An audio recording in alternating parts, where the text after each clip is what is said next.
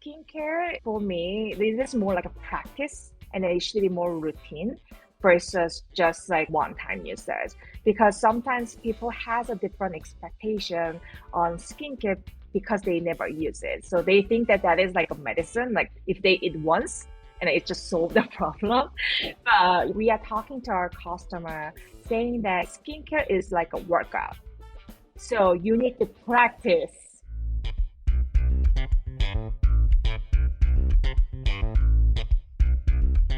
Welcome to Start Right Here, where I talk to BIPOC beauty pros about breaking into the industry, standing out, and defining success for themselves. I'm your host, Corinne Alcorit. I'm an OG beauty director turned consultant, but I'm also a dot connector. What does that mean? I love linking and sharing ideas, information, and people so that we can all succeed. And I do this show because I'm an advocate for creating an equitable, inclusive beauty industry. And this show is one way to bring you the information if you want to take a seat at the table or build one of your own. So let's get into the show. Hi, everybody. One thing I love about doing the Start Right Here podcast is that we get to cover the beauty industry from lots of different perspectives. And this season, we're talking about beauty from an international viewpoint. I mean, you've already heard from somebody from France. And today we're going to talk about the K-beauty influence, but this time in men's skincare. And I am pleased to welcome Narae Chung, who is the CEO and co-founder of Cardon Skincare, a men's skincare line. So welcome. Thank you for having me. Let's start by talking about cultural influence. Where did you grow up? And how did your upbringing shape your ideas around beauty? Yeah, I grew up in South Korea. In Korea, beauty is a really big part of the life. So I grew up seeing my mom using 10 skincare steps every day. And then at the end of the day, it was more ritual for her doing skincare at night. It was just routine. So I'm seeing how she is using skincare, how she take care of her skin. And also, I started using my skincare when I was actually in middle school because I had dry skin. So my mom is like, Nara, you should start using skincare. And then I had a 4-step when I was super young. I use a cleanser, I use a toner, and I use a serum for the dry skin. And also I use like moisturizer. So, beauty is a big part of my life. And also, especially in Korea, there's more emphasis on skincare than makeup. That's how I grew up. What do you think makes K-beauty unique? I think there is a few things. One, K-beauty really has emphasis on the prevention and also gradual improvement versus the instant improvement. Like the moisturizer I used to use usually have a niacinamide and not retinol. So like I actually never had used retinol moisturizer until I moved to the US. So a lot of ingredient is super mild, but still effective. That is one. And then second one is I think that because people are so obsessed with the beauty, they actually develop a lot of new technology, new innovation on the ingredient side. Have you ever heard of snail mucin ingredient? Yes. I think that's what skincare like R&D lab started. And then there is a Sika, tiger grass, green tea, and then there's a lot of natural and the unique ingredient, like a lot of Korea R&D. The manufacturer developed because there's a lot of demand and people love to try new product, new ingredient. And then there is a tendency that, okay, this is new one. I want to try versus, okay, I'm just going to stick to what I have. Let me recap that in Korea, that skincare is more important than makeup. And that innovation when it comes to ingredients are really, really at the forefront of product development there. And so it makes the user adventurous and willing to try whatever the latest thing is. Yeah. I mean, you're using beauty products, but was it a destination? Did you think about it as a career or was it a detour for you? I started my career as a marketing manager at SK2, but still, I would say that it is detour because I studied electrical engineering at college. Wow. Okay. And then I got interested in marketing. So I was lucky to get a job at P&G, Procter& and Gamble. And I thought that before joining Procter& and Gamble, I thought that I'm going to work for maybe, I don't know, Tide or, like those big household items versus beauty. But I was lucky enough that they put me as a skincare team. Do you know SK2? I do, but I think you should tell people because I'm not sure everyone listening knows SK2. So SK2 is Japanese skincare brand, but P&G bought them like 90, 80, something like that. So like actually owned by the Procter& and Gamble, but SK2 is Japanese skincare line, have a hero ingredient, Pitera, which is come from the East. That was my first career. So I learned a lot from there. Right, let's talk about that. So you started as a brand manager at SK2, and then you actually worked on a couple of other brands in the P&G portfolio. What do you think you learned at P&G and from each of these brands that has helped you along the way in your career? I think SK2 actually taught me a lot on why skincare innovation on the ingredient and also creating effective product is really important for the customer. I see people love about our product, using them, and then actually gaining confidence from that. And then I was really thinking about, okay, that is really important. And also second, they actually taught me a lot about storytelling on the brand story and brand equity, why this brand is special. So they have a story about Pitera, like about the East, but their story start from the sake brewery. So when the monk visits the sake brewery, she saw someone's hands. It's like really, really soft. But she is old lady, and he was wondering why her hands is really, really soft. And then they found out that the secret is from the East.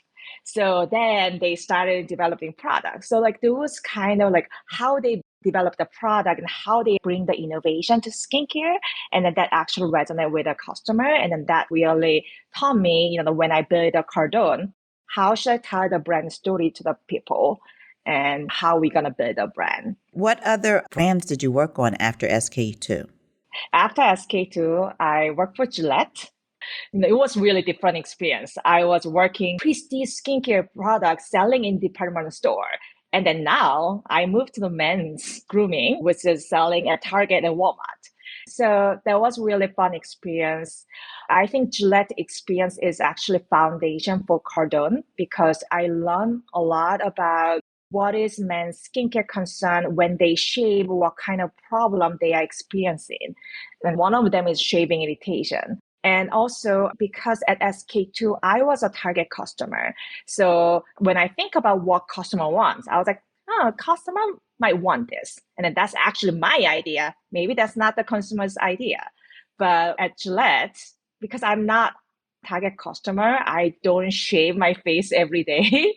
So I need to ask question to the customer that like, okay, what do you experience every day? Why you don't like current product? What improvement do you need? And then I really also need to rely on the data because I'm not the target customer. So like I really look at a lot of data to tell me or make a decision on what kind of business direction or what kind of marketing direction I should choose. So it gave me a lot of objective view on how customer think and then what kind of business decision I should make. And then that also helped at Cardon. When I make a decision, I'm really looking at the data and the consumer interview. That's really interesting. So going from prestige drugstore and big box retailer, and then also changing from a line focused on women to a line focused on men where you are not the target customer, that was a real big learning opportunity for you. Yeah, it was. Yeah, that's great. And was the third one Olay that you worked on? Yeah, I also worked for Olay a little bit. And what skill did you learn there that helped you in launching Cardon? at Olay because we are selling product in the drugstore and as also big box retailer. I learned about how they actually choose a skincare in those aisles because the department store aisle are really beautiful. You can test a lot of product there. It's more like experience. But at drugstore, people like come in and go. So how you can catch their attention in the really, I guess, scattered environment and how we can tell the brand story on that. And is marketing and advertising really critical then for something that you don't have the opportunity to test? Yeah, I think the claim is really important. What kind of claim you put on the packaging, because you cannot test and you cannot experience and you cannot talk to beauty counselor either in Sephora or either in department store. So then like package should tell like really clearly what kind of benefit consumer can get. So yeah, that is really important, I believe. I'm going to go back before P&G. So you came to the U.S. to go to Wharton School of Business. Did you think about entrepreneurship while you were studying for your MBA? Yes. Actually, I went to MBA after P&G. Oh, after P&G. Wow. Okay. Yeah. I worked for P&G like 9 years, and it is quite a long time. I was in Korea and Singapore, managing Southeast Asia market as well. And then after 9 years, I decided to quit because I was actually really thinking about entrepreneurship. So then my vice president, he's like, why are you going to MBA like after 9 years at P&G? You learn a lot already here. And then I was like, I want to start my own business. And he's like, wait, if you want to start your own business, you join startup, not going MBA. I mean, that's true. But I think that for me, I want to move to more bigger market to learn about other perspective because I was in Asia whole my life. And then like, what is a view I can learn from like US and also at MBA, there's not only US student, there's a lot of people from around the world. So I can learn global perspectives and that's why I choose. And then I also want to take a little bit break. So I was like, yeah, let's go MBA and then learn about entrepreneurship. So it makes sense that while you were there, you did this focus group with your male classmates about their approach to skincare. So what made you do that? Did you think about men's skincare going in as an idea, or did it come to be after the conversations? Yeah, it came after the conversation. So I work in skincare and grooming in Asia, and I saw the huge men's skincare growth in Asia, like maybe 5 years ago at that time. So then when I moved here, and I was looking at the trend, usually men's fashion is growing, men's hairstyling product is growing, then skincare follow. But when I look at the market at the time, it was 2016, 17, there is either expensive, like a Kia Lab Series $40 to $50 plus, or Neutrogena for men and Dove for men. And I thought that, oh, there is a big opportunity between the $20 to $40. I can create a really high quality product at affordable pricing using Korean skincare innovation.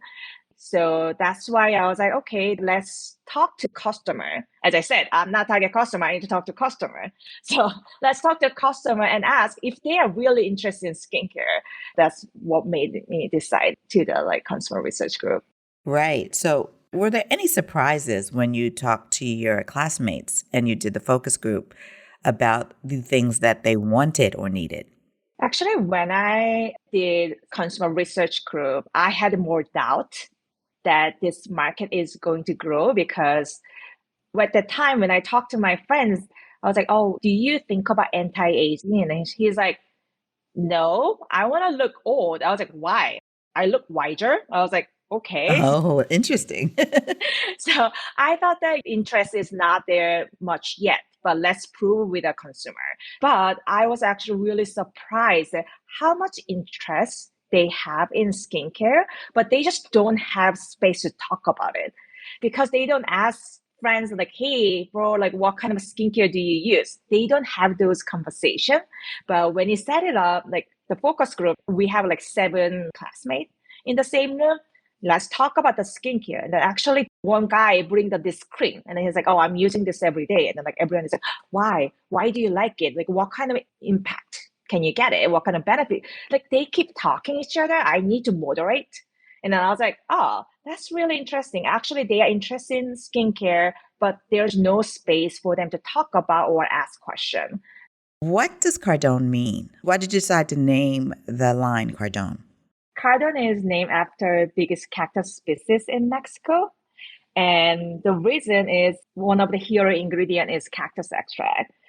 Talk to me about the ramp up to launching the line. You knew that there was interest and there was a white space in the market for this type of product. What did you do? How did you begin the process of building this brand? So I met my co-founder at business school. She was my roommate. Oh, wow. Yeah. She was actually a person who pushed me to do the consumer research group. I did that actually with her. And then after we are seeing this market, we decided to work together. And then thinking about what is the first product I should launch. And we choose the SPF plus moisturizer because this is our first product here. Yeah. The reason we choose sunscreen as a first product was when I actually interviewed with a customer, they said, "Oh, I don't use skincare, but I use sunscreen." Oh. So I was like, okay, because maybe dermatologist told him to do it, or my mom told me to use sunscreen every day. So like they know that they need to use a sunscreen, but however, they hate using sunscreen every day because cotton sunscreen is sticky and like pina colada smell. Oh, right. They just hate using it. So I thought that this is maybe a really great product to bring skincare innovation, actually Korean developed. Korean sunscreen I grew up to using it is like lightweight, fast absorbing. And I'm like, I use every day. So that's why we decided to develop this product as a first product. But it took us 18 months just developing product. Well, yeah, as soon as you put SPF in a product, that adds to the regulatory hurdles, does it not? Yes. So you started with the hard product first. Yes. So I had no idea. And then I was like, okay, the first step of skincare routine should be sunscreen. And also innovation is lacking. So let's develop that.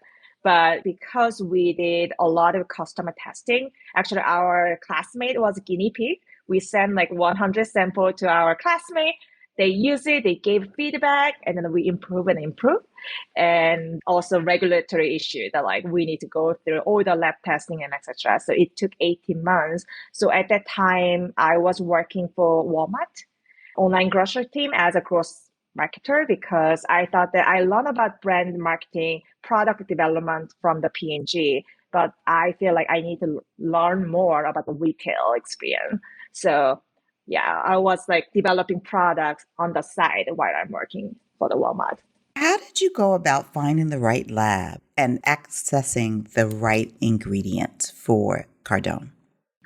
Finding the right lab, maybe I was more lucky because I was in the industry. So I asked people connection and I was able to secure one of the biggest manufacturer R&D lab. So they are actually public company in Korea. They are big company. So we were lucky on their part. And second question you asked was, Ingredient. So did you go to Korea to source ingredients? Where did you go to find the ingredients that you wanted to focus on in your portfolio of products? first, actually, I asked customer what kind of actual skincare concern they have. And then one of the, I guess, biggest and also unique skincare concern men have is shaving irritation. So when you shave, you put the knife on your face. That means you get the microcut. You cannot see it, but that gives you sensitivity issue, redness issue, and irritation issue. So now I was searching for the ingredient to help those. And then there's a several ingredients in the list. Maybe tiger grass is a really great soothing ingredient. And then there's others. And then also one of them was a cactus ingredient. Oh, okay. Yeah. So I actually did a concept test with a customer and they really resonate with a cactus extract. They're like, okay, I have a problem with the shaving irritation. And when I talk about the cactus, they're like, okay, I get it because cactus is like a aloe, but more vitamin rich. And also Aztec used to use a cactus for the sunburn treatment. So It is amazing soothing property. So we thought that that can solve their problem. And then I did like ingredient researching with a lab together. So you started with the one product, and then where did you go from there? After we launched two more products in, I think, like 3 months, was a face wash and moisturizer. So that actually and the collection of the skincare, and we continuous adding few more products. And then one of the fun product we have is dark circle eye rescue, because one of the top concern men has was not wrinkle but dark circle. So we are creating product to solve those problems. And also they are saying that like, yeah, I can use eye product, but like I hate putting my finger on the jar and then like putting on here like small amount. It's like too much burdensome. So we create a product has a 3-bowl roller like this. I mean, you can see video, you can see it. So it's like really easy to use. And then that's like another product we launched. Now we also expand to hair care and body care, because one of the top concern also our customer has is hair loss. So we are also creating shampoo and conditioner to help those problem as well. How did you launch? When you launched, were you direct to consumer at start, or did you go into retailers? We start as a direct to consumer. And then also the time we launched our product was 2020 January. Wow. Okay. It was right before COVID as well. So we don't have much choices at the time either. Right. You're still in business, so you made it through that tumultuous time. How did COVID impact your business? I think first few months was quite tough because we are a small team, and then like getting it together and then like discussing and then like those give us a lot of energy, but like we couldn't meet our team. And also as a new brand, I should go out more to meet customer, do the sampling and then talk to customer, go to partnership and etc. But those we couldn't do that. So it was really hard at first, but we found a way to communicate with the customer. So we did at the time the like one-on-one skincare consultation. And then actually me and my co-founder did it. So we meet customer and they like apply for the like skincare consultation. We meet together and then we hear about his concern. And then we suggest what kind of product they should use, even beyond our product. And then that gave us actually a lot of consumer insight. And also they become the really long lasting customer with us. Right. Because you connected with them on a level that is not just buy my product. I'm concerned about helping you with your particular skincare concerns, and I'll give you the best advice I can give you, whether it's my product or not. I think that gave you a lot of credibility.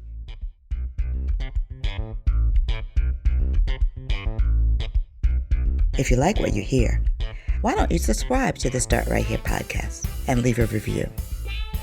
And please sign up for our mailing list at thebeautyroundtable.com so you will be in the know about all the good things coming.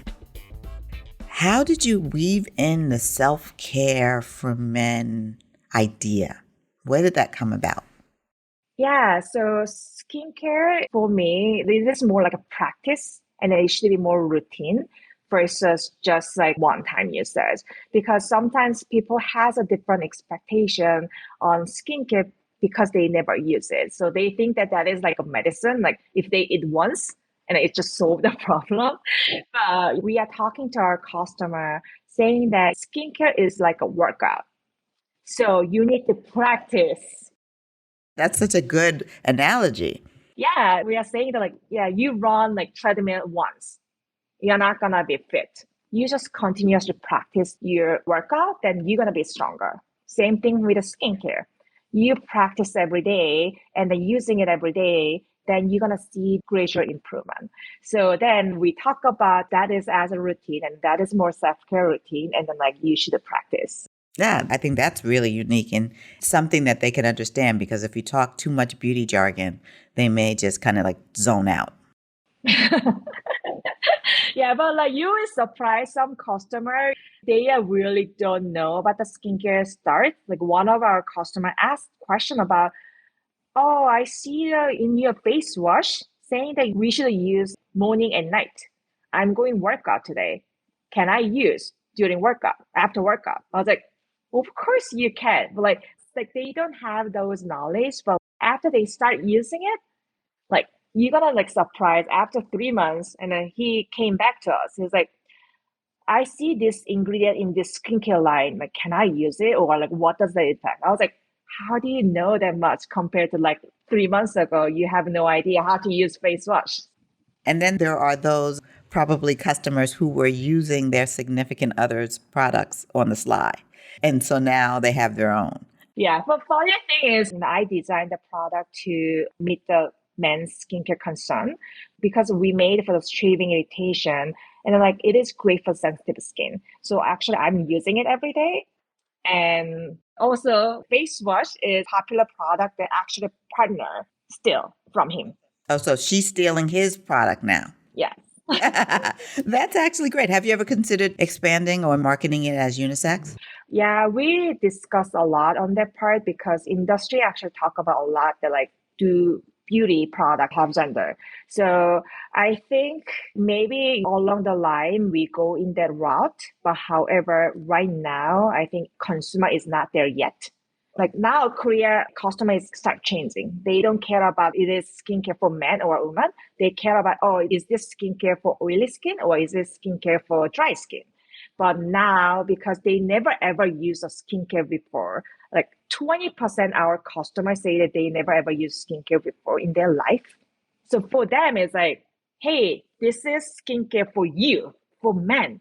Then they're like, okay, there is a product for me, not only for my significant others. Let me try to use it. So I think that current market stage, we are inviting men to start skincare journey with us, but we might consider in the like future, see how market goes. Yeah, I think that makes sense. Tell me about the clinical study. Why was it important to do one, and what did you find as a result? So we did a clinical study because it is important for us to show customers like what kind of product benefit we can deliver to them. So we choose a lot of ingredients. Olay has a clinical study saying that it will help your dark circle or wrinkle and etc. We are using those ingredients, but we want to show the customer that actually our product is working. That's why we did a clinical study, and then we saw the significant improvement on the 16 different skin issues. And then we are really proud of it. And also our customers sometimes do not want to know about all the ingredient story. They're like, okay, I have a dark circle. And then we are like, okay, we use this ingredient to solve the problem. They're like, okay, versus I was like, we did a test. 80% customer, they see the significant improvement in 8 weeks. They like check the box.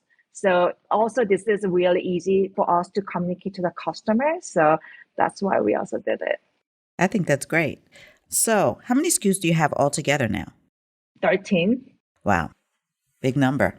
Yeah. In 3 years, that's a nice amount of product. And what is the best-selling product? 2 product, SPF plus moisturizer. This is our first product and then bestseller. And then second product, I actually surprised that dark circle I rescue. Well, you did say that it's the problem that men, they don't care about the wrinkles, but they cared about the dark circles. So its proof is in the purchase, I guess. Yeah, I agree. But like at that time when I like saw the data, I see that there is issue on dark circle. But I was like, they are not using even face wash. Do they gonna use eye product? It's like really advanced. But because data say dark circle is issue, so let's develop. And then it's just like spot on because sometimes they don't use face wash, but they use only this product because they see the issue, then they want to solve those problems. Where do you want to take Cardon in the future? I want to own whole his bathroom because the reason we also expand to hair care and body care is our customers say that, okay, I trust you guys making amazing skincare. I have a hair loss problem. Can you solve that problem? And they keep coming back to us on the older personal care needs. So I want to make a one-stop shop for him. The like, whatever concern you have, you can just shop with a Cardon. That's a great goal. I want to switch right now because people don't talk about things that are hard and how they overcome them. So can you talk a little bit about what was the toughest part of launching Cardon or entering into entrepreneurship? Yeah, a lot of challenges. but like a lot of also fun stuff. But I would say maybe most recent one is like actually last year, we secured investment from one of the conglomerate from Korea. And then we are so happy with it. But at the last minute, it fell off.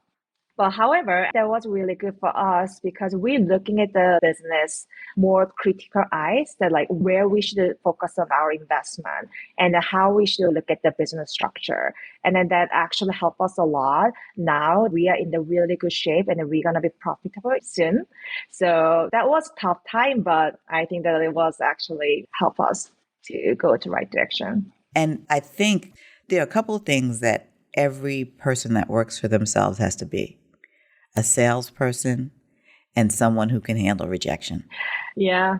I mean, you have to be able to sell, whether you are a salesperson or not. You have to be able to communicate your concept, your goals, all those other kind of things. Those are all aspects of selling. And then you have to be able to handle a no. I 100% agree. That's like toughest one. Yeah, it is tough. But once we master it, we're able to go. But the first few, you just want to crawl into the bed and,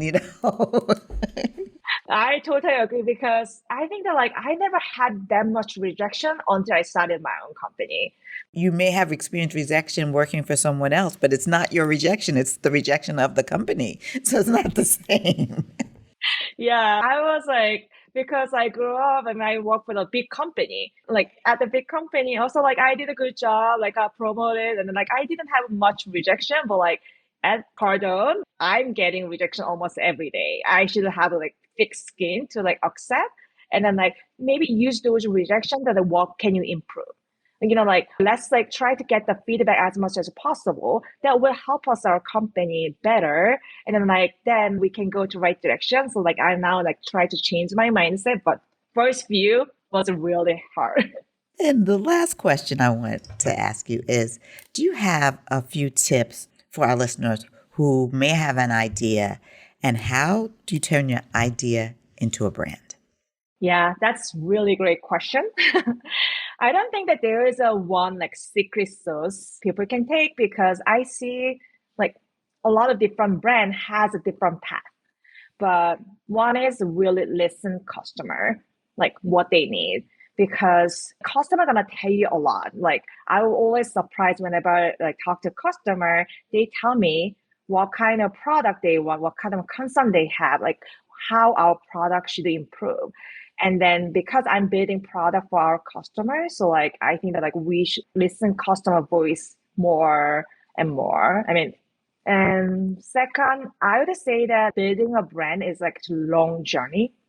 Like I'm not patient person because you are building brand from the scratch. You need a time to increase brand awareness, also talk to the customer and then perfecting your formula or product and etc.